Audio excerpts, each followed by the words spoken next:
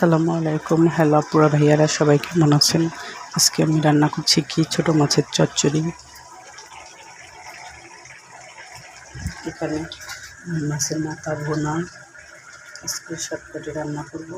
মাছের মাথা ভোনা, ছোট মাছের চচ্চড়ি, তার সাথে চলছে দেশি মুরগির আলু দিয়ে ঝোল। দেশি মুরগি দেখেন আলু দিয়ে ঝোল, মাংসটা হয়ে গেছে, নামিয়ে ফেলে ভাত দিব।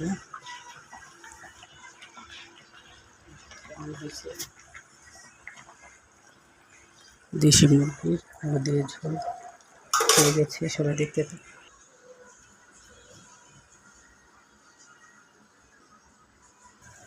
রান্না করতে করতে আমার হাজব্যান্ড শুয়ে আছে, তার আজকে মাথাটা ধরছে, তার জন্য একটু আদা চা বানিয়ে দিব। পানি দিয়ে দিয়েছি, একটা দিয়েছি।